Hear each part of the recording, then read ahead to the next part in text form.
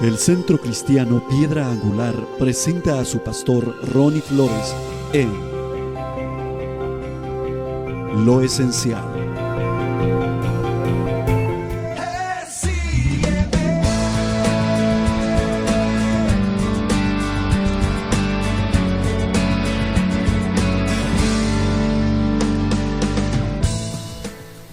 Gloria a Dios. El Señor les bendiga a todos, hermanos. Quiero plantear como tema para el día de hoy acerca de lo que es la predestinación conforme a la Biblia. Lo que la Biblia enseña acerca de la predestinación y lo que es la elección. Para comenzar, quisiera leer una pregunta que normalmente se hace cuando se discute este tema entre cristianos. Cuando digo se discute en el buen sentido, ¿verdad? ¿Se pierde la salvación? ¿Alguna vez usted ha escuchado esa pregunta? ¿Alguien se la ha hecho? ¿O usted se la ha hecho a alguien? ¿Se pierde la salvación? ¿Sabe que esa pregunta, en primer lugar, no está bien formulada, está maliciosamente formulada? Porque esa pregunta no nace de nosotros los cristianos evangélicos, pentecostales, que somos de sana doctrina. Esa pregunta no nace en nosotros, no la formulamos nosotros. Quizás ahora nos hemos visto en la necesidad de quizás responderla, porque siempre nos preguntan, ¿se pierde la salvación? ¿Por qué preguntar eso? Está casi como si preguntaran, ¿la sangre de Cristo limpia los pecados? ¿Por qué digo que está maliciosamente formulada? Porque la salvación por sí sola no puede perderse ni salvarse. Debido a que la salvación no es una persona, sino que es un sustantivo que se refiere a la liberación de un estado o condición indeseable, ya sea terrenal o espiritual. Entonces la salvación, al ser un sustantivo y no una persona, no puede salvarse o perderse. Así que la pregunta es capciosa y maliciosa, porque ellos esperan que nosotros digamos, cuando nos preguntan, ¿se pierde la salvación?, esperan que digamos sí, para entonces decirnos cómo se puede perder si es la salvación, y ahí enredarnos y hacernos ver como que nosotros estamos cerrados porque estamos diciendo algo absurdo. Pero no. El debate que están planteando los calvinistas en torno a esa pregunta acerca de si la salvación se pierde o no, no tiene lógica. Por tanto, es un debate que se vuelve estéril y absurdo. Amén. Cuando usted le pregunte a alguien, ¿se pierde la salvación?, usted dígale, ¿cómo se puede perder? Si es un sustantivo, si indica algo, un estado. Quienes se pierden son las personas. La pregunta debería de reformularse para que sea bíblica y debería de ser, ¿puede un creyente perder su salvación? Esa debería ser la pregunta. ¿Puede un creyente perder su salvación? Y ahí sí, entonces podemos tener un debate conforme a la Biblia que tenga lógica, que no sea absurdo. ¿Se pierde o no el creyente, o puede el creyente perder su salvación? Vamos a ver qué dice la Biblia acerca de esto. La Biblia da respuesta a cualquier cantidad de preguntas que nosotros tengamos, y esta pregunta de si se pierde la salvación tiene respuesta en la Biblia. En Hebreos capítulo 2, versículo 1, Hebreos capítulo 2, versículo 1, leemos la palabra del Señor honrando al Padre, al Hijo y al Espíritu Santo. Por tanto, es necesario que con más diligencia atendamos a las cosas que hemos oído, no sea que nos deslicemos. Porque si la palabra dicha por medio de los ángeles fue firme y toda transgresión y desobediencia recibió justa retribución, ¿cómo escaparemos nosotros si descuidamos una salvación tan grande? La cual, habiendo sido anunciada primeramente por el Señor, nos fue confirmada por los que oyeron. Vea usted lo que explica acá el escritor de la carta a los Hebreos. Dice que atendamos las cosas que hemos oído, no sea que nos deslicemos, no sea que nos desviemos del camino. Cuando usted se desliza, usted tropieza, usted cae. Si nosotros no atendemos a la palabra del Señor, a la voluntad de Dios, lo que Él nos ha dejado escrito en su palabra, lo más probable es que nos vamos a deslizar, que vamos a tropezar, vamos a caer. Por lo tanto, si alguien cae, ¿puede salvarse? Ahí formulamos otra pregunta. Bueno, si se arrepiente, sí. Amén. Si se arrepiente la persona que cayó y se levanta, entonces obviamente puede ser salvo. Si no, no. Pero desde el momento en el que una persona puede deslizarse, puede caer, ya indica entonces de que la salvación está o corre peligro la salvación de esta persona. Corre peligro que esta persona no se salve. Corre peligro. Porque nadie puede ser salvado. Imagínense que alguien, por no hacerle caso a la Biblia, por no atender las cosas de Dios, tropieza. Y sucede que en ese estado de estar caído de la gracia de Dios, en ese estado pecaminoso de rebeldía y desobediencia, a esa persona le toca morir. Salud. ¿Se va a salvar? No, no se va a salvar. No se va a salvar. Y ese es el engaño en el que caen muchos, que piensan, no, es que yo ya soy salvo porque Cristo me salvó y murió por mí en la cruz, yo ya soy salvo. Así que puedo pecar, puedo mirar atrás, porque ya todo está perdonado. Ya el Señor perdonó todo. Así que yo puedo ir y beberme mis cervezas y no hay ningún problema. Puedo ir a la disco, puedo bailar y no hay problema. Puedo fornicar, puedo adulterar, puedo fumarme un cigarro y no hay ningún problema. Porque ya estoy salvo, ya nada me puede quitar la salvación. Eso es lo que piensan algunos erradamente, pero muy erradamente. La Escritura está diciendo ahí claramente que se puede deslizar. Inclusive no solo dice que se puede deslizar, sino que hay un castigo por eso. Verso 2, porque si la palabra dicha por medio de los ángeles fue firme y toda transgresión y desobediencia recibió justa retribución, ¿cómo escaparemos nosotros si escapamos una salvación tan grande? ¿Cómo escaparemos? ¿De qué no podremos escapar? De la ira de Dios, del juicio de Dios, de la condenación.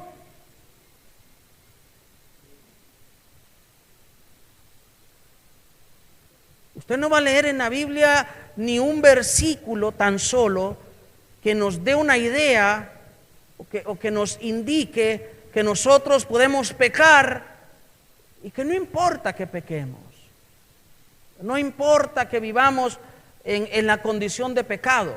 O sea, yo sé que los cristianos fallamos, sí, y nos arrepentimos, pero por eso hay que arrepentirse e inmediatamente. Cuando fallamos, no debemos de decir, fallé hoy lunes y el domingo que vaya al culto, allá me postro delante de Dios y hasta ese momento me arrepiento. No. Si usted le falla a Dios en alguna cosa, arrepiéntase en el instante. Arrepiéntase. Porque usted no sabe si va a seguir viviendo. Nadie lo sabe.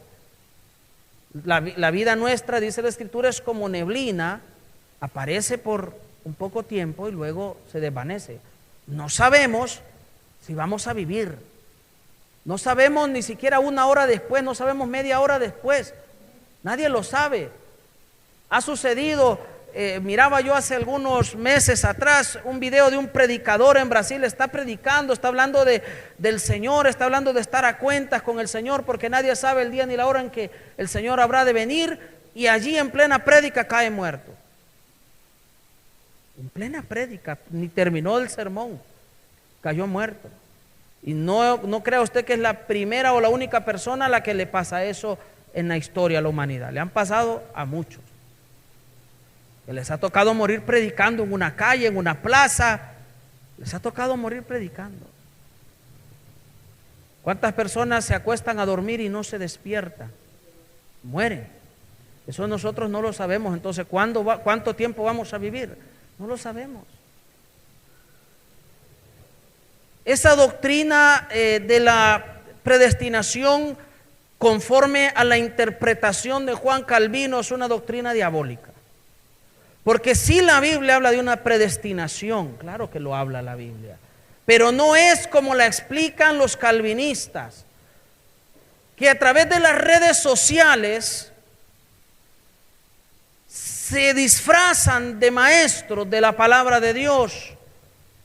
Buscan los foros de cristianos evangélicos para infiltrar su veneno, su doctrina diabólica. Y el problema es que mucha gente cristiana no se preocupa por instruirse. No, se conforma con ir a la iglesia, sentarse, escuchar el sermón, cantar alabanzas, orar, ofrendar e irse para su casa. En su casa tiene la Biblia de adorno, no la usa, no la lee, no la estudia, no la escudriña, y por eso son engañados, porque nadie se puede instruir en la palabra de Dios escuchando sermones. Los sermones o las prédicas, las enseñanzas, sirven para explicarle a usted algunas dudas o para reafirmarle lo que usted ha aprendido, pero su aprendizaje va a ser en la intimidad con Dios. Cuando usted abra su Biblia y se ponga a leerla, está usted con Dios ahí. Es como cuando usted ora, está con Dios. Cuando usted abre la Biblia, Dios está allí. Y Él es el maestro por excelencia, el buen pastor, el que le va a enseñar todas las cosas. Él es. Entonces, cada persona, cada cristiano, cada creyente tiene la obligación de estudiar la Biblia. Tiene la obligación. Cada iglesia también tiene la obligación de tener un discipulado en donde se le pueda responder a las preguntas a las personas o orientarlos mejor. Tal vez algún tema no lo entendió bien, o tal vez se metió un tema que todavía necesita un poco de más madurez para entenderlo. Pues el discipulado ayuda para eso, y no es un invento mío ni de los pastores. El Señor Jesucristo dijo: id y haced discípulos. Hacerlos, porque hay que hacerlos a los discípulos. Id y haced discípulos. Pues como están fallando estas dos cosas en las iglesias, está fallando que los pastores motiven e incentiven a los miembros de su congregación para que estudien la Biblia, y también están fallando que no tienen un discipulado formal. Uno escucha discipulados tan poco profundos o tan superficiales, en donde a la gente le dan un par de folletitos y los estudian por 2 meses o 6 meses, y con esos folletitos ya se discipuló la persona. A puros folletitos, está discipulado. Y ya dicen: ya me gradué. Otros van al instituto bíblico, estudian 2 años en el instituto bíblico, pero en el instituto bíblico no solo estudian la Biblia, lo menos que estudian es la Biblia más bien. En el instituto bíblico estudian teología. ¿Y cómo una persona puede estudiar teología si no conoce primero la Biblia? si no ha estudiado la palabra de Dios, si no conoce a Dios, si no entiende nada de Dios? Mire, llega una persona a un instituto bíblico donde nunca ha leído la Biblia y le dicen en el instituto bíblico: mire, hay dos corrientes doctrinales en cuanto a la interpretación bíblica que refiere a la salvación. Una es el calvinismo y la otra el arminianismo. Y le explican que Juan Calvino creyó esto y que Jacobo Arminio creyó lo otro, y entonces le dicen: escoja. Óigame, ¿cómo es posible? Escoja, ¿usted es arminiano o es calviniano? Y es ahí el error. Es ahí el error. Yo entendí a lo largo de muchos años de estudiar la Biblia. Yo nunca había sabido qué era eso de teología ni nada, ni sabía que existía Jacobo, o que existió en algún tiempo Jacobo Arminio, que existió Juan Calvino. No sabía nada de eso. Pero al estudiar la Biblia por años me di cuenta que al aceptar a Cristo como mi Dios y Salvador, Dios perdonó todos mis pecados, inscribió mi nombre en el libro de la vida, me bautizó con su Espíritu Santo. Lo experimenté, el bautismo del Espíritu Santo. Pero también sabía, por el estudio de la palabra de Dios, que si yo pecaba, debía de arrepentirme y debía de vivir mi vida tratando de no pecar y pidiéndole a Dios que me ayudase a no pecar. Y que si yo pecaba y el Señor venía por su iglesia y yo en ese momento estaba en pecado, no iba a ser arrebatado por el Señor. O si moría en la condición de pecado, no iba a ser arrebatado por el Señor. O llevado, perdón, al cielo por el Señor, si moría en la condición de pecado. Porque eso es lo que uno puede entender cuando estudia la Biblia. Pero los que no estudian la Biblia se van primero a estudiar lo de Jacobo Arminio, estudian, ¿cómo se llama? A Juan Calvino, y empiezan a estudiar a todos esos, entre comillas, padres de la iglesia, que hasta donde yo sé el único es Jesucristo, pero les llaman padres de la iglesia, y la gente entra en confusión. Confundidos. Por eso ahora hay cristianos evangélicos, pentecostales, que ni su doctrina conocen. Pentecostales que ya no creen ni en el arrebatamiento. ¿Había escuchado usted eso? Pentecostales que están dudando de si Cristo va a arrebatar la iglesia. Pentecostales que ni siquiera saben que Cristo ya viene pronto, que creen que Cristo va a tardar mucho en venir.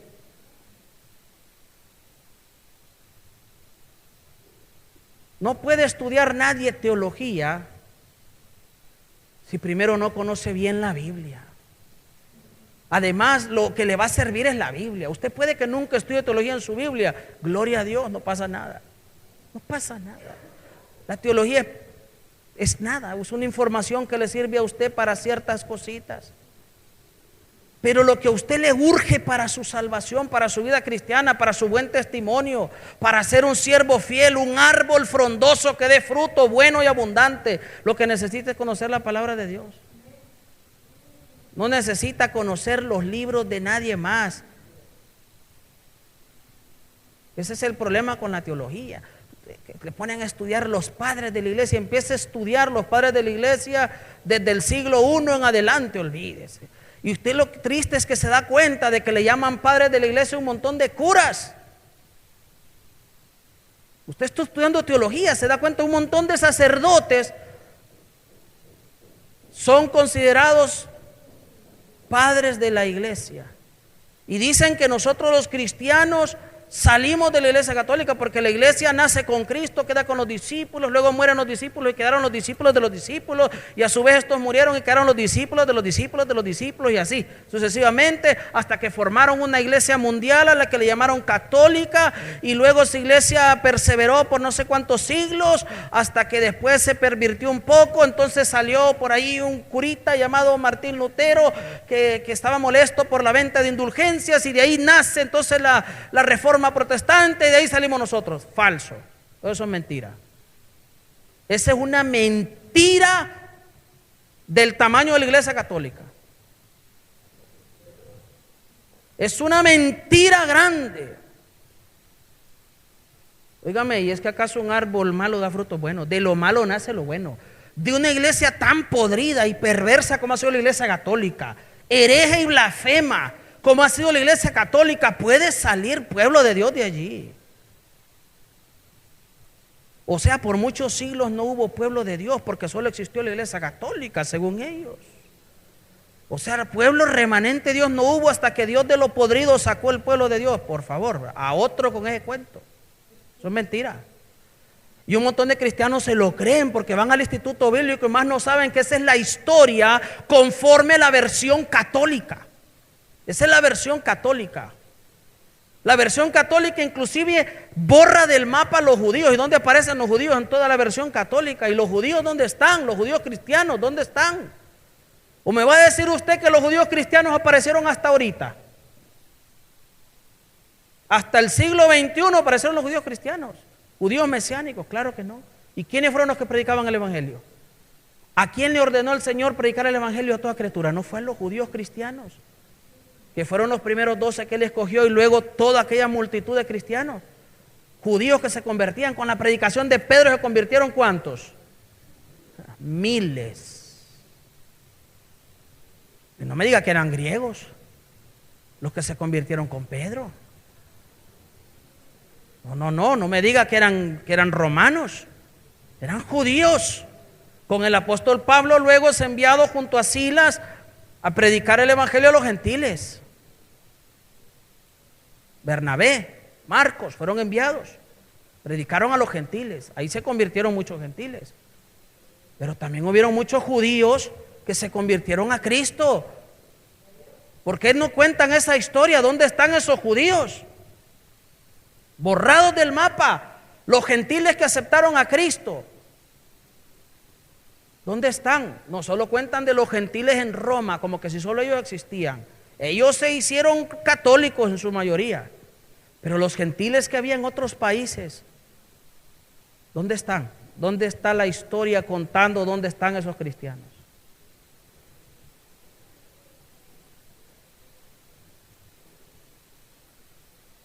Es un absurdo todo lo que tiene que ver con esa doctrina calvinista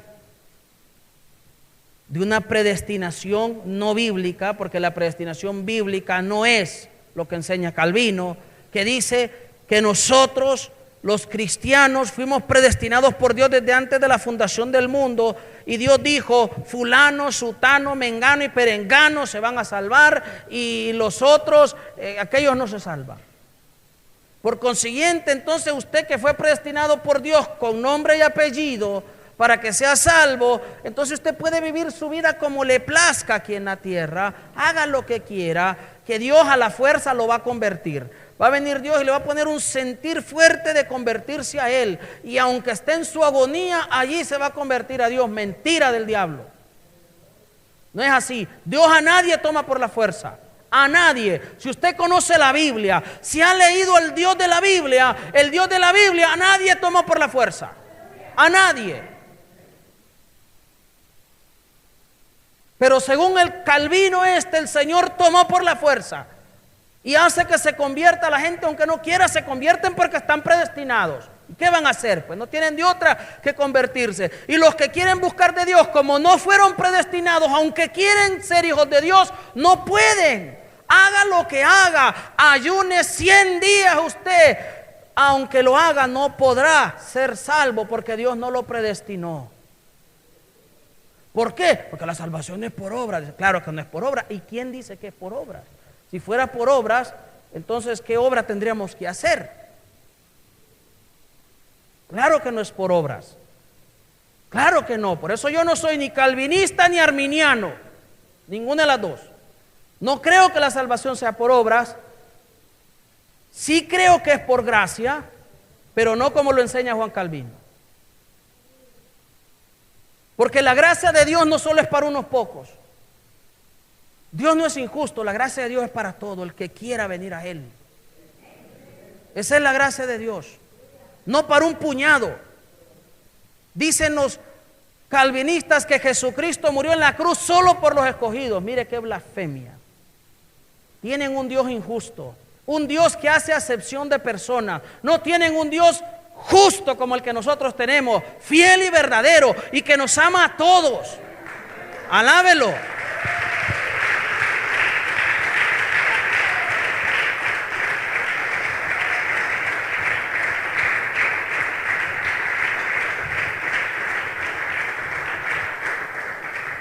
Si me acompaña por favor al libro de Ezequiel capítulo 33. Y tú, hijo de hombre, di a los hijos de tu pueblo: la justicia del justo no lo librará el día que se rebele, y la impiedad del impío no le será estorbo el día que se vuelva de su impiedad. El justo no podrá vivir por su justicia el día que peque. Cuando yo diga al justo, de cierto vivirás, pero él, confiado en su justicia, actúe con iniquidad, ninguna de sus justicias será recordada, sino que morirá por la iniquidad cometida. ¿Oyó usted lo que está diciendo aquí la palabra del Señor? El justo. ¿Y quién es el justo? ¿A quién se le llama justo? Al Hijo de Dios, al que ha entregado su vida a Dios, al que vive para Dios, al que hace justicia. A él se le llama justo. Pero dice que la justicia del justo no lo librará el día que se rebele. El día que el justo se rebele contra su Dios y peque, su justicia que habrá hecho anteriormente no le vale para nada. No le vale. Y la impiedad del impío, dice, no le será estorbo el día que se vuelva de su impiedad. Alguien puede ser muy malo, muy pecador, pero si un día se arrepiente, dobla rodilla y se quebranta delante de su Dios y le pide perdón de todo corazón, ¿usted cree que Dios lo perdona? Según los calvinistas, no.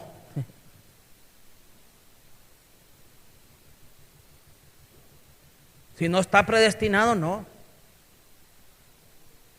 Que ellos dicen es que, mire cómo se confunden. Primero dicen, es que Dios solamente pone el sentir de convertirse a los que son llamados los escogidos. Solo los escogidos Dios le pone el sentir de convertirse. Y cuando uno le dice, bueno, pero y fulano de tal que se convirtió y volvió atrás, no, es que ese no era. ¿Y cómo es que entonces solo a los escogidos le pone el Señor el sentir? Vea aquí que está hablando del justo. El justo. Cuando el justo peca, su justicia no le va a ser contada el día que peque. Así también lo mismo le va a suceder al impío. Su impiedad el día que se arrepienta no va a ser tomada en cuenta. El justo no podrá vivir por su justicia el día que peque. Puede pecar, pero no crea que se va a salvar por eso.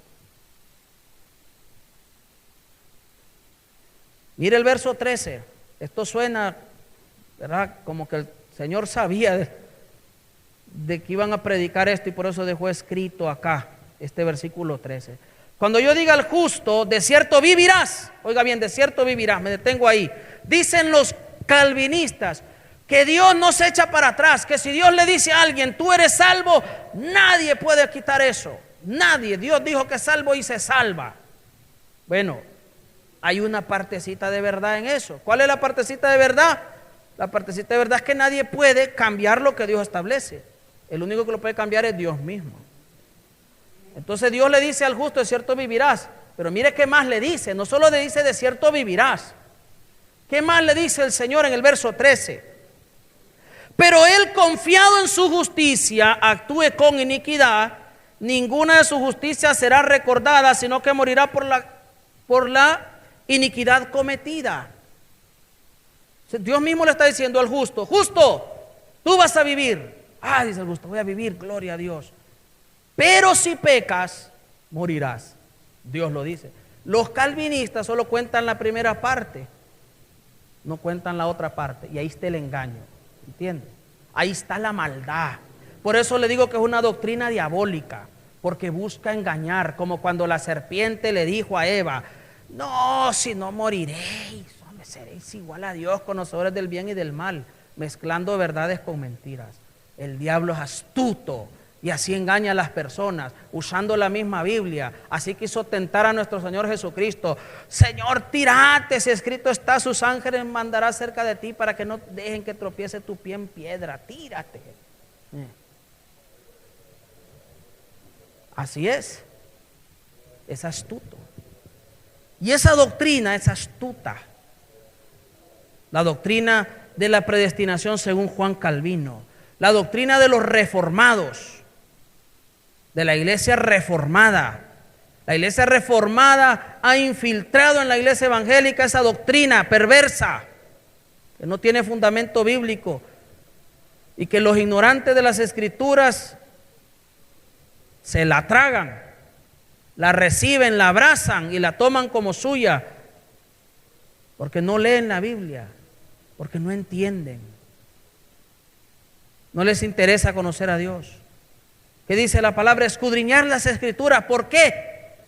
Porque en ellos parece que tenéis la vida eterna. Gloria a Dios. Busque la segunda carta de Pedro, capítulo 2, verso 20.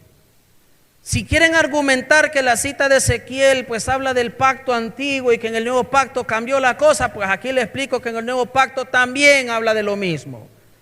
Segunda de Pedro, capítulo 2, le dije verso 20. Ciertamente, si habiéndose ellos escapado de las contaminaciones del mundo por el conocimiento del Señor y Salvador Jesucristo, enredándose otra vez en ellas, son vencidos. Y su postrero último estado viene a ser peor que el primero. Mejor les hubiera sido no haber conocido el camino de la justicia que después de haberlo conocido volverse atrás del santo mandamiento que les fue dado. Pero les ha acontecido lo que con verdad dice el proverbio: el perro vuelve a su vómito y la puerca lavada a revolcarse en el cieno. Aquí habla de gente que conoció de Dios, que habían escapado de las cosas mundanas, pecaminosas, y que por el conocimiento de Jesucristo vinieron a Él. Pero que cuando se vuelven a enredar otra vez en las cosas del mundo, en las cosas viejas, son vencidos. Y su postrer estado, su último estado, viene a ser peor que el primero. Mejor les hubiera sido no haber conocido el camino de Dios, dice. Está hablando de cristianos, de gente que conoció de Dios. No como dicen los calvinistas, es que ese nunca fue hijo de Dios. Nunca lo fue. Vino a la iglesia, pero nunca fue hijo de Dios. Aquí está hablando de que sí lo fueron. Sí lo fueron, pero volvieron atrás. ¿Me va a decir usted que el Espíritu Santo utiliza un vaso sucio? Y le voy a contar que el Espíritu Santo usó a un varón llamado Judas Iscariote. Lo usó para hacer sanidades, para liberar endemoniados. Imagínese usted un endemoniado liberando un demonio, no se puede. O sea que Judas anduvo limpio, porque Dios lo usó. Porque los 12 dice que hacían milagros, los 12. Porque les dio poder, les dio autoridad, les dijo: vayan de 2 en 2, prediquen el evangelio, sanen enfermos, liberen endemoniados, resuciten muertos, etcétera, etcétera. Y los 12, dice, vinieron gozosos de que hasta los demonios se les sujetaban. ¿Y qué les dijo el Señor? No se gocen de eso, sino de qué? De que sus nombres están ¿dónde? ¿Y el nombre de quién estaba inscrito en el libro de la vida?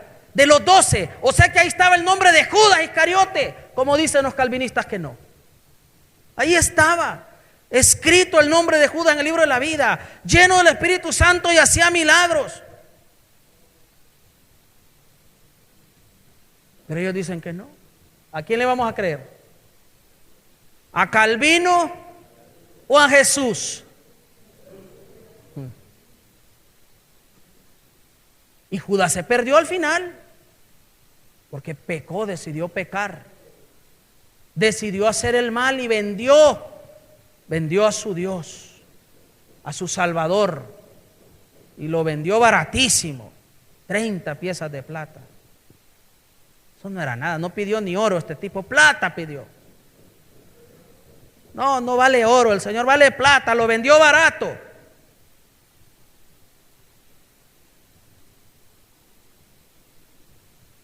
Vea usted que todos los argumentos calvinistas de estos tipos enfermos de la mente, la Biblia los despedaza. Es que no hay argumento que se levante contra el conocimiento de Dios. No lo hay.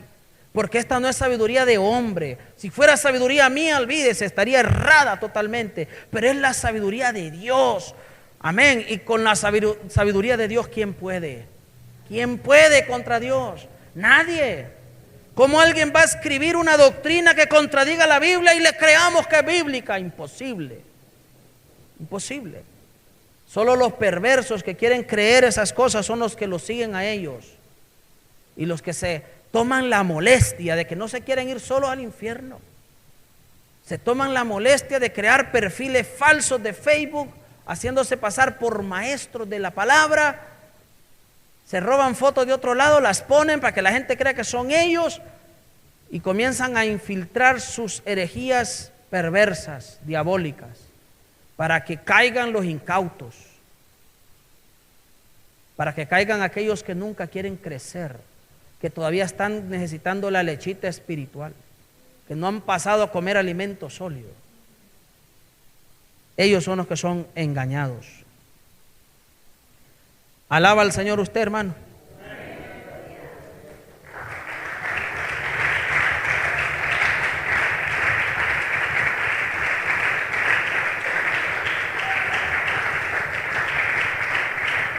Busque en Hebreos capítulo 10, verso 26. Hebreos 10, 26. Si pecamos voluntariamente después de haber recibido el conocimiento de la verdad, ya no queda más sacrificio por los pecados, sino una horrenda expectación de juicio y de hervor de fuego que ha de devorar a los adversarios. El que viola la ley de Moisés por el testimonio de 2 o 3 testigos muere irremisiblemente. ¿Cuánto mayor castigo? Oiga bien, mayor castigo pensáis que merecerá el que pisotee al Hijo de Dios y tenga por inmunda la sangre del pacto en la cual fue santificado y ofenda al Espíritu de gracia? Pues conocemos al que dijo: mía es la venganza, yo pagaré, dice el Señor. Y otra vez el Señor juzgará a su pueblo. Horrenda cosa es caer en manos del Dios vivo. ¿De quién está hablando ahí? ¿De un mundano, de un impío, de alguien que se disfrazó de cristiano? No. Está hablando de alguien que conoció de Dios. Está hablando aquí de alguien que es conocedor de Dios. De eso está hablando. De alguien que vino al camino del Señor, pero que decide pecar voluntariamente. Cuando una persona que conoció de Cristo, que fue lavado por la sangre de Cristo, decide voluntariamente pecar, ¿qué otro sacrificio puede hacer el Señor? ¿Está aquí conmigo, hermano? Si alguien, repito, que conoció del Señor, alguien que conoció del Señor, lavado por la sangre de Cristo, como leemos ahí, decide voluntariamente pecar, ya no hay más sacrificio por los pecados, porque Cristo ya lo hizo. Y si consideró inmunda la sangre de Cristo y prefiere el pecado, entonces ya no hay más sacrificio que hacer. Lo que le queda ya es una expectación de hervor de fuego y azufre. O sea, el infierno, pues. El infierno, eso es lo que le toca.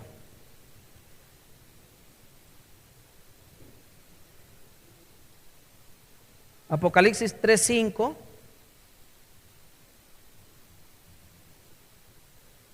Habíamos hablado de un Judas Iscariote que tuvo su nombre escrito en el libro de la vida.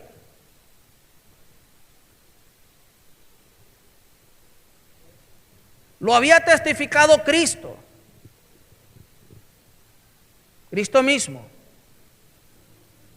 No se gocen de eso, de que los demonios se les sujeten. Gócense de que sus nombres están inscritos en el libro de la vida. Eso incluyó a Judas, perdón. Incluyó a él. Y en Apocalipsis capítulo 3, verso 5, la palabra del Señor nos dice: el vencedor será vestido de vestiduras blancas. Mire, vencedor. ¿Y quién es el que vence, hermano? Es aquel que se esfuerza, el que persevera, el que sigue adelante, ¿verdad? Usted no va a mirar un vencedor que no mueve las manos. El vencedor en una carrera es el que corre y llega a la meta. Porque la vida del cristiano se representa no como una carrera de 100 metros planos, sino como una maratón, donde hay que correr y el que gana es todo aquel que cruza la meta. No como en la carrera de 100 metros planos, que solo gana el que llega primero, porque es una carrerita corta. En la maratón, el triunfo es cruzar la meta. Pues cruzamos la meta porque nos esforzamos, no porque nos predestinaron, sino porque perseveramos. Dice: y no borraré su nombre del libro de la vida. Oiga bien, y no borraré su nombre del libro de la vida, y confesaré su nombre delante de mi Padre y delante de sus ángeles. Si Dios no borra los nombres del libro de la vida, entonces ¿por qué menciona y no borraré? Tiene sentido. Si Dios, cuando escribe un nombre en el libro de la vida, se queda ahí escrito y no puede ser borrado, ni por él mismo, entonces ¿por qué razón nuestro Dios dice: mira, si haces esto y aquello, no te borro? ¿Actúa Dios así? Si Él dice: no borraré tu nombre, es porque lo puede borrar.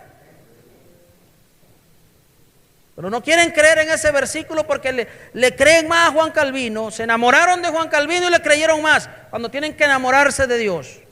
No de la doctrina del hombre, sino de Dios.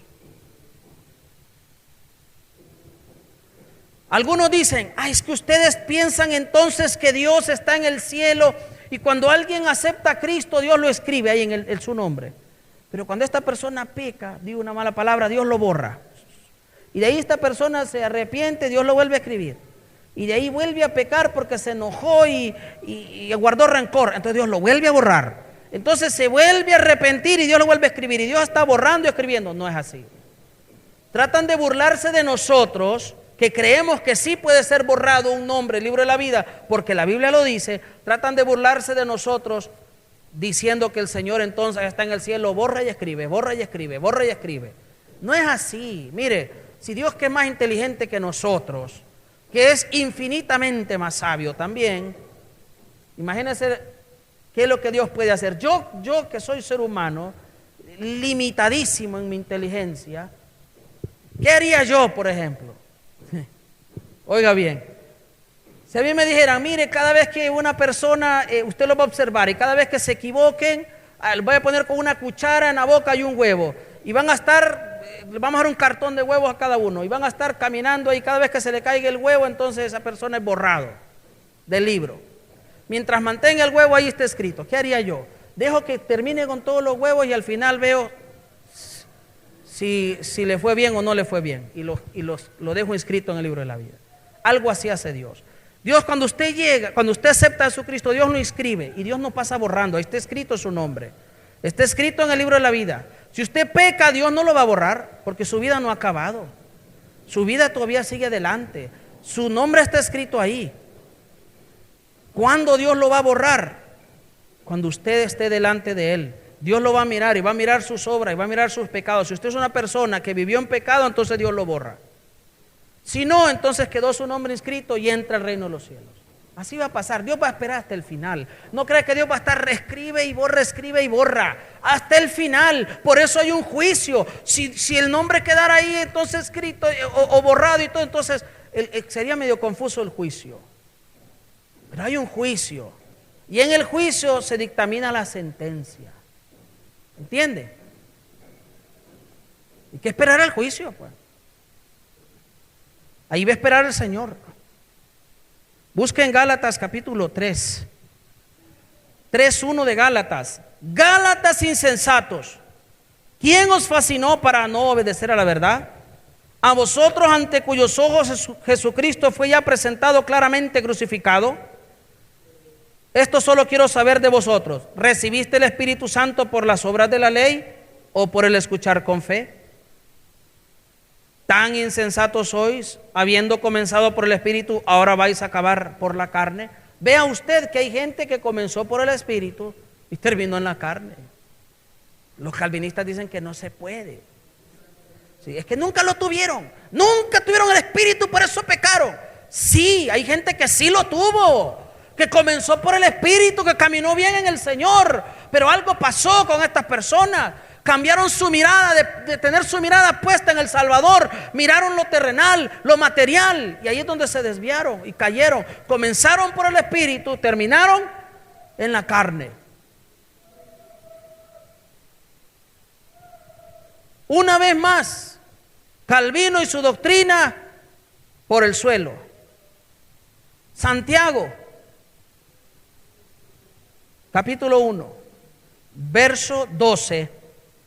Mire lo que dice este texto: bienaventurado el hombre que soporta la tentación, porque cuando haya resistido la prueba, recibirá la corona de vida que Dios ha prometido ¿a quiénes? A los que lo aman. No dice a los predestinados, a los que lo aman. Dios ha prometido una corona de vida a los que lo aman. Amén. Entonces, cuando una persona viene a Cristo, se enamora de Cristo, entrega su vida a Cristo, recibe esa corona de vida. Amén. Pero ¿qué dice Apocalipsis capítulo 3, verso 11? Vengo pronto. Retén lo que tienes para que ninguno tome tu corona. Oiga bien, que ninguno tome tu corona. Alguien puede tomar su corona. Alguien puede tomar su lugar. Si usted no retiene lo que Dios le ha dado, que es la palabra de vida, que es la verdad del Evangelio, si usted la cambia por la fábula de los hombres, entonces otro tomará su corona, otro tomará su lugar. Está escrito. Entonces, hermanos, ¿se puede perder el creyente? Sí, puede perderse. No decimos que deba perderse, puede perderse.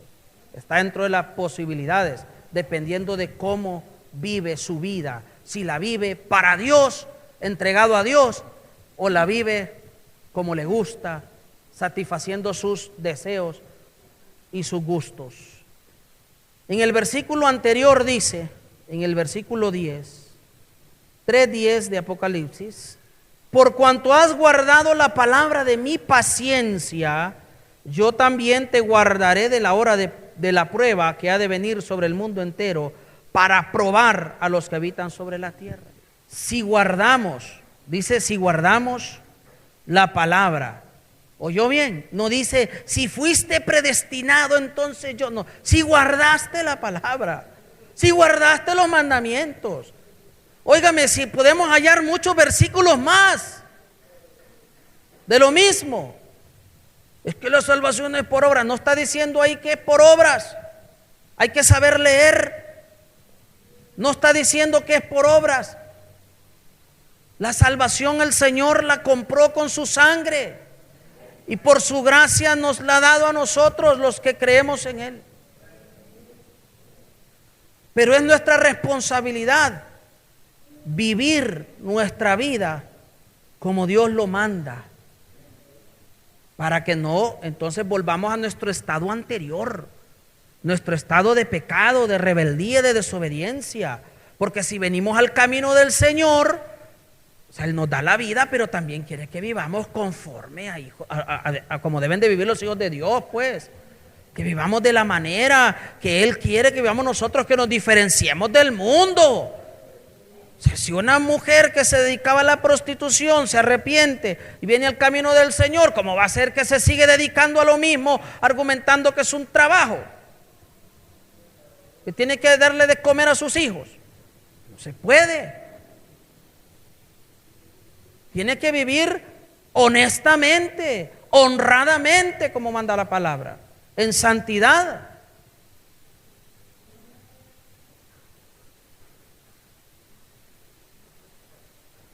Efesios capítulo 5, verso 25. Maridos, amad a vuestras mujeres así como Cristo amó a la iglesia y se entregó a sí mismo por ella. ¿Para qué?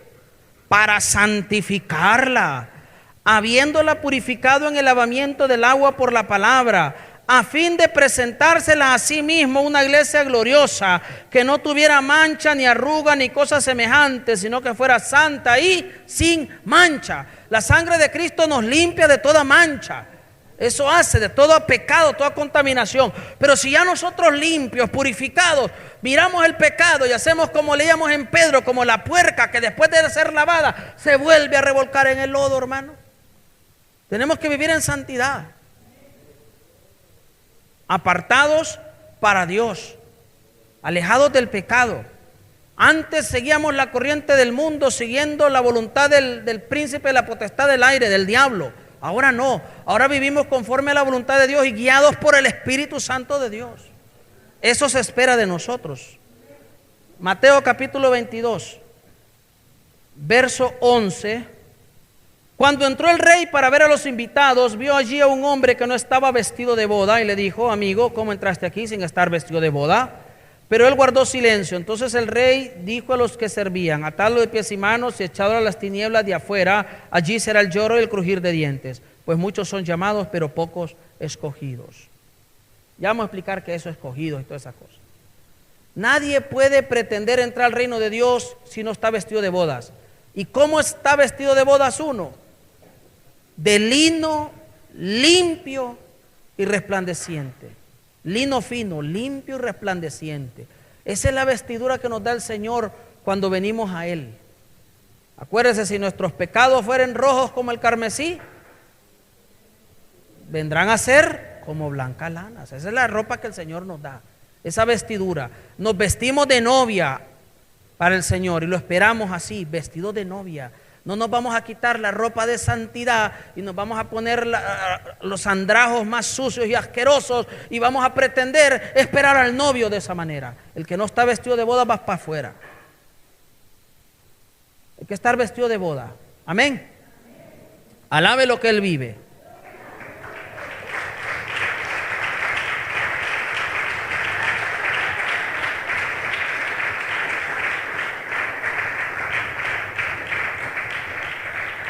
Busque por favor en la segunda carta a Timoteo, capítulo 2, verso 16. 2:16 de la segunda carta a Timoteo. Pero evita profanas y vanas palabrerías, porque conducirán más y más a la impiedad, y su palabra carcomerá como gangrena. Así aconteció con Himeneo y Fileto, que se desviaron de la verdad. Mire, se desviaron de la verdad, o sea, anduvieron en la verdad, pues. Se desviaron de la verdad diciendo que la resurrección ya se efectuó y trastornan la fe de algunos. Pero el fundamento de Dios está firme, teniendo este sello: conoce el Señor a los que son suyos, y apártese de maldad todo aquel que invoca el nombre de Cristo. Estos hombres conocieron la verdad, anduvieron en la verdad, pero se desviaron, hicieron lo malo, predicando otra cosa. Eso es lo que le está pasando a aquellos que predican la predestinación conforme a la interpretación de Juan Calvino. Todos los calvinistas reformados, yo sé que hay mucha gente que no solo de la iglesia reformada, que es la iglesia que ha abanderado esta doctrina, porque son 100% calvinistas, sino que tristemente ahora un montón de iglesias bautistas han adoptado esa doctrina como suya propia. Los infiltró primero a ellos y se generalizó en ellos, en los bautistas, y ahora la quieren infiltrar en nosotros. Pero a diferencia de los bautistas, nosotros, los evangélicos, aunque digan que no estudiamos mucho la Biblia, otra mentira. Les cuento a los bautistas, otra mentira. Otra mentira. Han querido vender, así como los testigos de Jehová, que solo ellos estudian la Biblia. Es una mentira, porque yo conozco un montón de bautistas que no saben nada de la Biblia. Así como tal vez algún bautista conocerá evangélicos que no saben de la Biblia, los evangélicos conocemos bautistas que no saben nada tampoco de la Biblia. No se crean que saben más, porque no es cierto. No es cierto. Si supieran más de la Biblia, entendieran que los dones del Espíritu están vigentes. entendieran eso. No se hubieran tragado la doctrina de la predestinación, tampoco. Pero desde el momento que se tragan un montón de doctrinas raras por allí, no es que saben mucho, no lo saben. Son más bien como aquel cuerpo muerto que no tiene espíritu. Mientras los bautistas sigan sin el Espíritu Santo de Dios, rechazando al Espíritu, aunque dicen que no lo rechazan y que mencionan al Espíritu, lo mencionan pero no lo tienen. Ustedes bautistas tienen que tener al Espíritu en su corazón, en su vida, no solo mencionarlo y hablar de Él. Porque lo rechazan cuando el Espíritu Santo se manifiesta en las iglesias bautistas, porque ha sucedido. Y algunas personas comienzan a hablar en lenguas o empiezan a tener visiones y sueños, o Dios les da palabra de profecía, los corren de la iglesia. Porque no les gusta la manifestación del Espíritu, no les gusta orar por el enfermo. Cuando la palabra del Señor nos manda a orar por los enfermos. Y estas señales seguirán a los que creen, dice la Escritura. Entonces el bautista no cree, ni diga que cree, ni diga que saben porque miente. Si creen en Dios, la prueba va a ser como la prueba que hizo Elías con los profetas de Baal. Traigamos un endemoniado y ponga un pastor bautista a ver si lo libera. Y tráigase un pastor pentecostal y va a ver usted la liberación. Ahí está.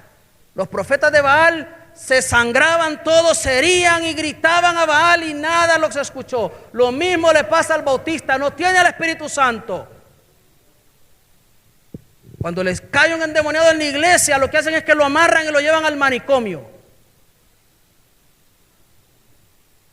Porque no pueden orar por liberación, no tienen la autoridad. Les pasa igual que a los hijos de los fariseos. Golpeados van a salir por el demonio. Alaba al Señor usted, hermano.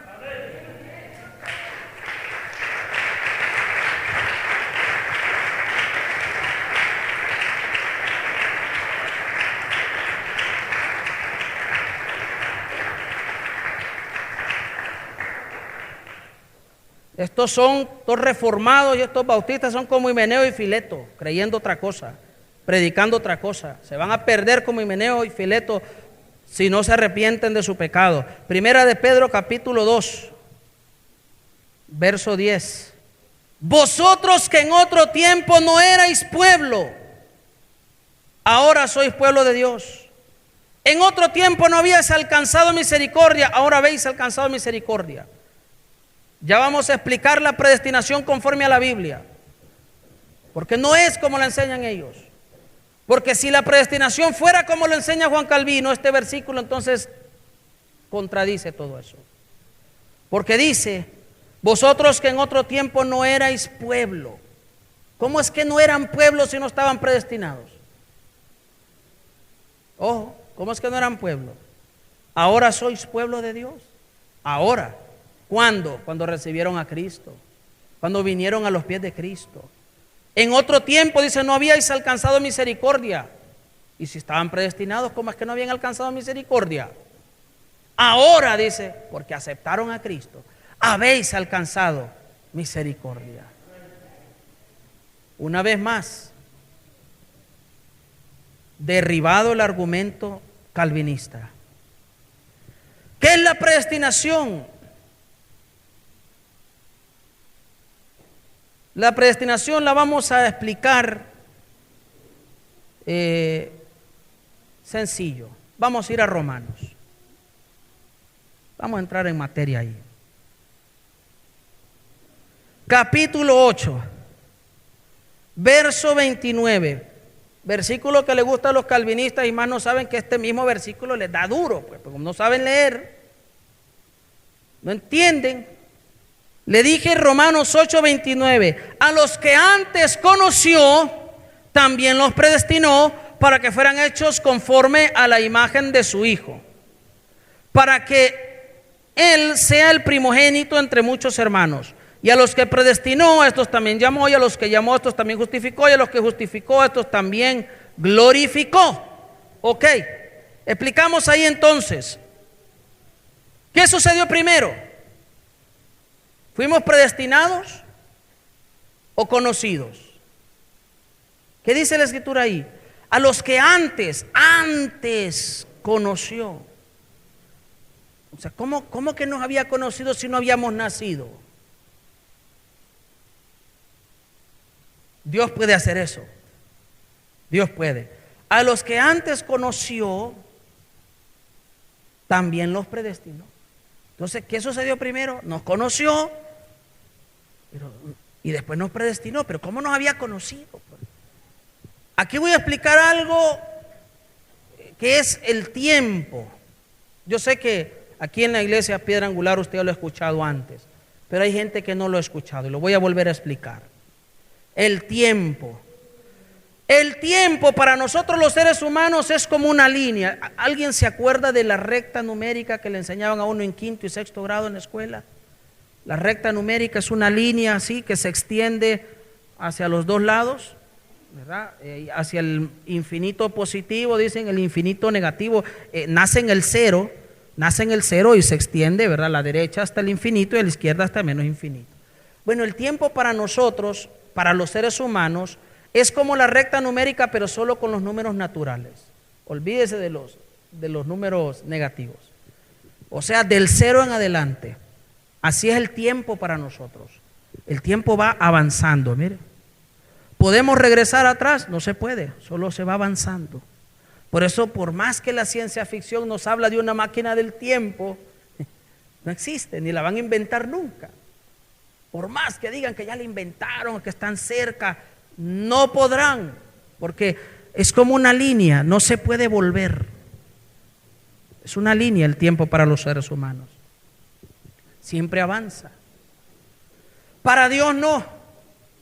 Para Dios el tiempo es un círculo y Él lo dejó plasmado en la naturaleza. Usted va a mirar que todo tiene un movimiento en el que su trayectoria hace un círculo. Usted va a mirar la Tierra da vuelta sobre su propio eje, pero también, ¿verdad?, la Tierra viaja alrededor del Sol. Y sabe usted que el Sol también se mueve. El Sol también se mueve en un círculo. Y así todo lo que se estudia de los astros, todo tiene ese movimiento, un círculo.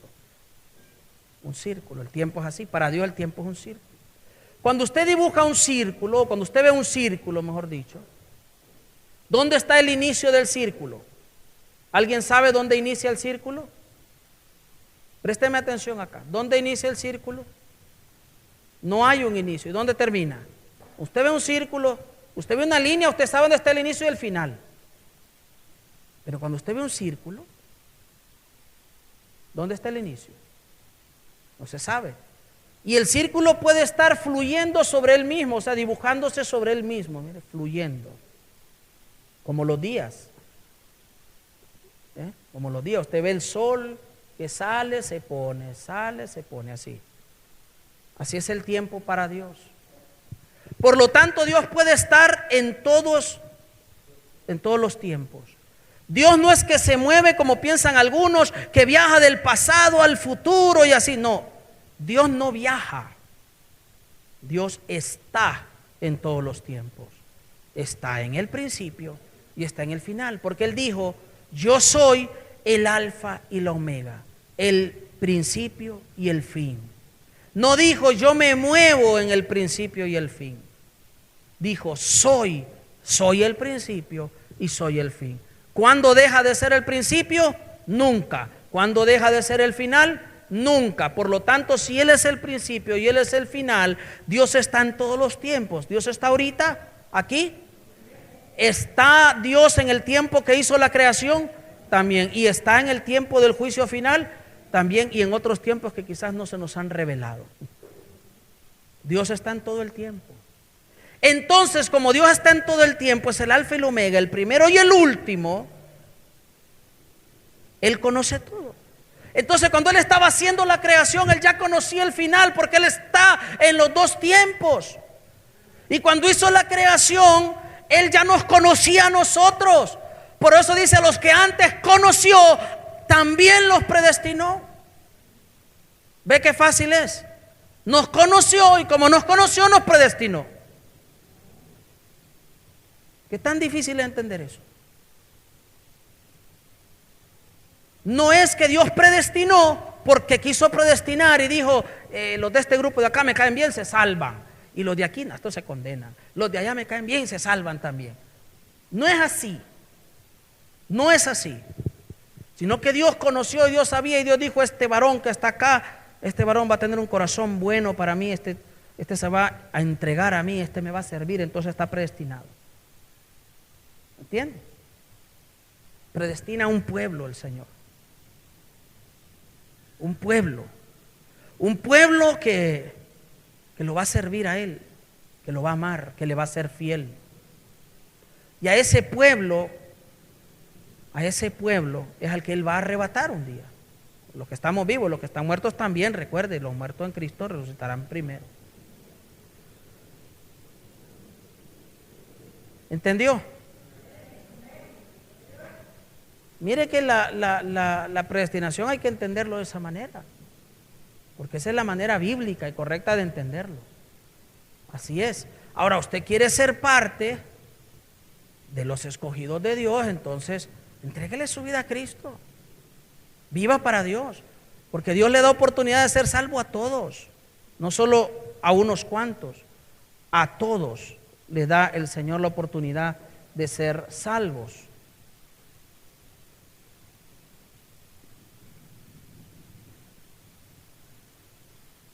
Busquen en el Evangelio de Juan, capítulo 3, verso 16.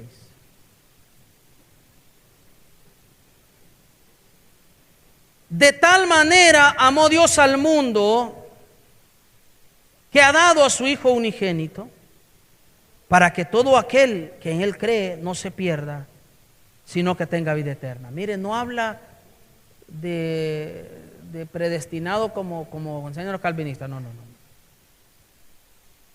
Aquel que cree no se pierda, todo el que cree, oiga bien, todo el que cree, toda persona, en cualquier lugar donde esté, si cree en el Señor, entra aquí en esta categoría.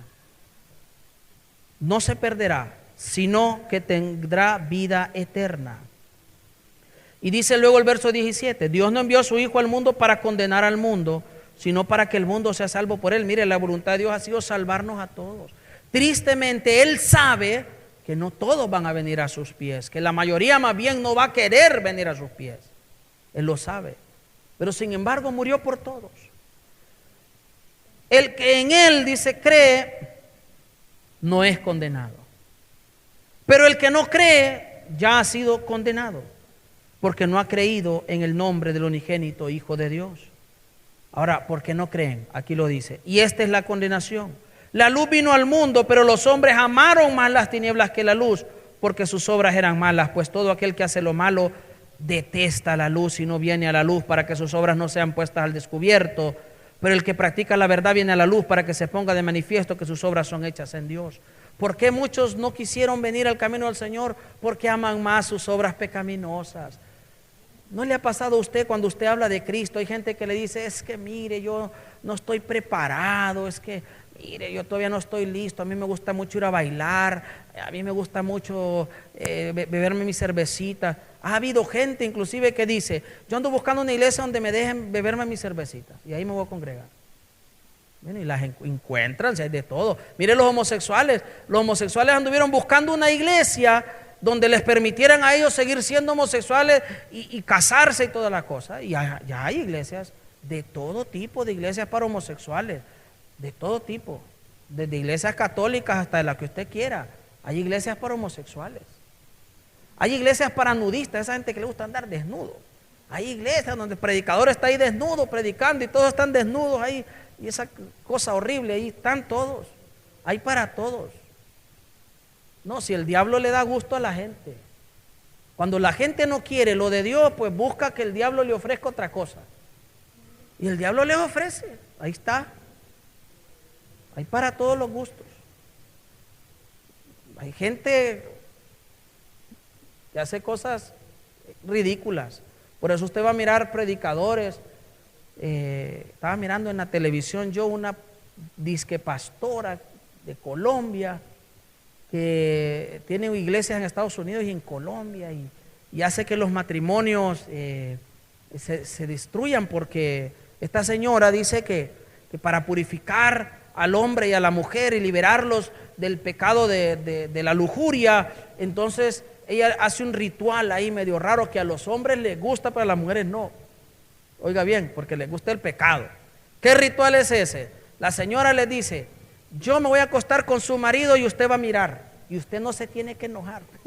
Oiga bien, usted no se tiene que enojar porque es un pecado capital la ira. Entonces usted tiene que controlar la ira. Entonces usted no se tiene que enojar, tiene que mirarme a mí con su marido. Y el marido, la lujuria, dice. Usted tiene que ser capaz de acostarse conmigo, dice la señora, sin sentir lujuria. Por favor, está loca la gente. Y hay gente que va a esa iglesia. Hay gente que va a esa iglesia. ¿Se imagina usted? Hay gente que está la mente tan mal, ¿verdad? Que van a esas iglesias, se congregan en esas iglesias. Alabado sea el Señor.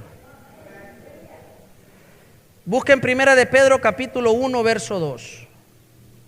Vamos a leer del 1:1 de Pedro. Dice: Pedro, apóstol de Jesucristo, a los expatriados de la dispersión en el Ponto, Galacia, Capadocia, Asia y Bitinia, elegidos según el previo conocimiento de Dios. ¿Ven lo que le explicaba? Que Dios lo sabe todo. Elegidos según el previo conocimiento de Dios Padre en santificación del Espíritu, para obedecer y ser rociados con la sangre de Jesucristo, gracia y paz os sean multiplicadas. En algunas Biblias no dice previo conocimiento, dice presciencia, ¿verdad? Elegidos según la presciencia de Dios. La presciencia, ciencia, conocimiento, y antes. Entonces, conocimiento anticipado. Dios conoce todo anticipadamente. Por eso sabe que vamos a decir antes que lo digamos. Él sabe. Sabe cómo va a ser nuestra vida. ¿Usted cree que cuando Dios escogió a Saúl para ser rey de Israel, Dios no sabía que Saúl le iba a ser infiel? Sí lo sabía. ¿Usted cree que el Señor no sabía que cuando escoge a Judas iba a ser el que lo vendió? Sí lo sabía. Lo que pasa es que él tenía que buscarse un tipo tan duro de corazón que ni caminando con él por 3 años se ablandara. Y aún así fuera capaz de venderlo, un tipo pistero. Y entre toda la multitud, dijo, lo llamó, vení Judas. Lo llamó, tenía que escoger a uno que lo vendiera, porque estaba escrito que tenía que ser así. Escogió un malo.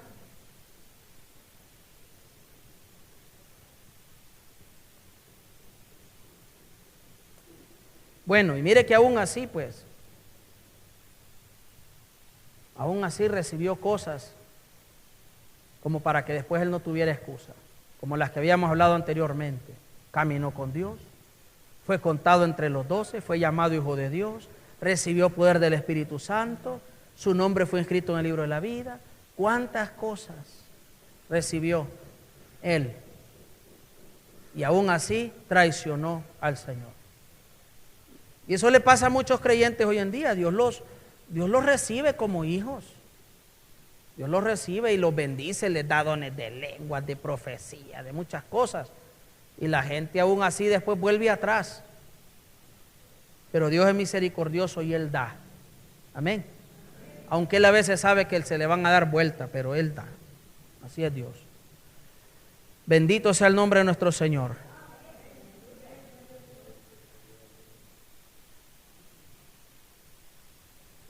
Bendito sea el Señor Todopoderoso. Segunda carta de Pedro, capítulo 3, verso 9, dice: el Señor no retarda su promesa, según algunos la tienen por tardanza, sino que es paciente para con nosotros, no queriendo que ninguno perezca, sino que todos procedan al arrepentimiento. ¿Quiénes son todos?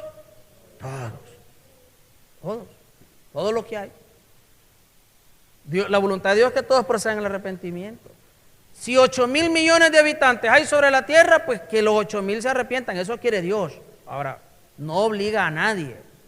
Tristemente, la gran mayoría de esos 8,000 millones o 7,000 millones, no sé cuánto hay, no van a querer o no quieren. La mayoría no quiere. Pero esa ya no es culpa de Dios, eso es decisión de cada quien. Porque el Señor nos deja elegir. Hay algunos que dicen que Dios no nos deja elegir. No, es que Dios no lo deja elegir, sí deja elegir. Busque por favor en el libro de Deuteronomio, capítulo 30, verso 10. Cuando obedezcas a la voz de Jehová tu Dios y guardes sus mandamientos y sus estatutos escritos en este libro de la ley, cuando te conviertas a Jehová tu Dios con todo tu corazón y con toda tu alma, porque este mandamiento que yo te ordeno hoy no es demasiado difícil para ti ni está lejos de ti, no está en el cielo para que digas, ¿quién subirá por nosotros al cielo? Nos lo traerá y nos lo hará oír para que lo cumplamos. Ni está al otro lado del mar para que digas, ¿quién pasará por nosotros el mar para que nos lo traiga y nos lo haga oír a fin de que lo cumplamos? Pues muy cerca de ti está la palabra en tu boca y en tu corazón para que la cumplas. Mira, yo he puesto delante de ti hoy la vida y el bien, la muerte y el mal. Porque yo te mando hoy que ames a Jehová tu Dios, que andes en sus caminos y guardes sus mandamientos, sus estatutos y sus decretos, para que vivas y seas multiplicado y Jehová tu Dios te bendiga en la tierra a la cual vas a entrar para tomarla en posesión. Pero si tu corazón se aparta y no obedeces, te dejas extraviar, te inclinas a dioses ajenos y los sirves, yo os declaro hoy que de cierto pereceréis. No prolongaréis vuestros días sobre la tierra donde vais a entrar para tomarla en posesión tras pasar el Jordán. A los cielos y a la tierra llamo por testigos hoy contra vosotros de que os he puesto delante la vida y la muerte, la bendición y la maldición. Escoge pues la vida para que vivas tú y tu descendencia, amando a Jehová tu Dios, atendiendo a su voz, siguiéndolo a Él. Pues Él es tu vida, así como la prolongación de tus días, a fin de que habites sobre la tierra que juró Jehová a tus padres, Abraham, Isaac y Jacob, que les había de dar. Mire, Dios pone delante, escoge pues, dice el Señor, escoge la vida. Yo te pongo delante la vida y la muerte, la bendición y la maldición, pero Dios da el consejo, escoge la vida para que te vaya bien. Escoge la vida. O sea que podemos escoger. ¿Cómo se llama eso? Libre albedrío. ¿Cómo dicen que no hay? Es que no aparece en la Biblia libre albedrío, tampoco aparece marihuana y sin embargo es pecado. ¿O no? Si no aparece, ¿o es que quieren que aparezca cada palabra del diccionario? No aparece, pues. Aparece el concierto y sin embargo lo usamos, hacemos concierto cristiano. Un montón de palabras que no aparecen en la Biblia. Es que no es el asunto, sino que qué es lo que quiere Dios que hagamos. Si nos da la libertad de escoger, a eso modernamente se le llama libre albedrío.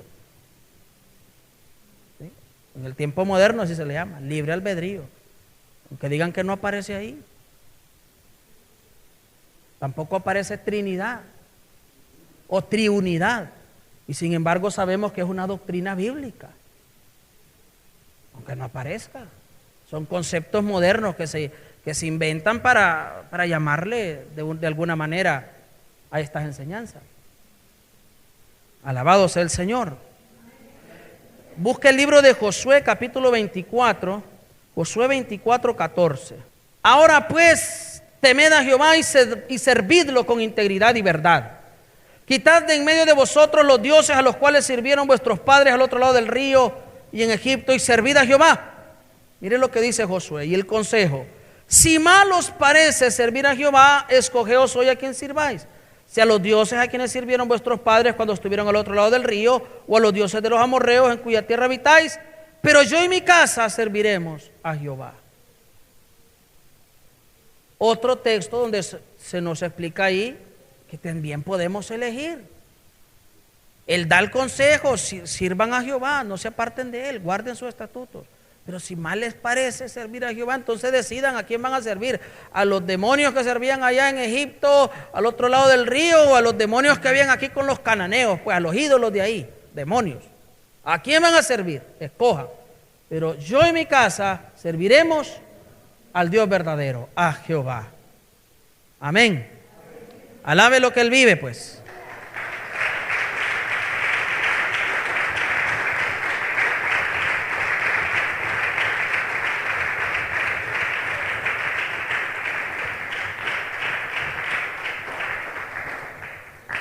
Bueno, creo yo que con eso suficiente para que alguien que estaba ahí, con esto no pretendo convencer a un reformado, no, ya está engañado, ya, ni modo. Con esto pretendo yo sacar del error o de la duda al cristiano evangélico pentecostal que ha estado ahí dudando de si se pierde o no se pierde. Al que lo han confundido, a aquel que no ha hallado la respuesta a su duda, a su interrogante, ni en su iglesia. A todo aquel que quería conocer un poquito de este tema, que es un tema profundísimo, un tema profundo. Alguien me decía hace un par de años, me decía, mira Ronnie, me decía, vos no vas a cambiar la mentalidad de los que ya creen en eso. Es un debate que lleva, creo que más de 300 años, algo así. Y tenía razón. No podemos cambiar la mentalidad del que ya quiere creer en eso. Pero sí podemos ayudarle a los cristianos que toda la vida han sabido por lo que han leído de la Biblia y que el Espíritu Santo les ha enseñado de que si viven en pecado se van a perder y que por lo tanto deben de vivir en santidad. Para ellos es esta enseñanza, para ellos, para que se reafirme su fe, para que sus creencias sigan intactas y no se dejen mover fácilmente por cualquier movimiento extraño por ahí que se mueva a través de las redes sociales o de algún libro o de lo que sea. Créale a Dios, tenga seguridad de su salvación, sí, pero sabiendo que si la descuida la pierde.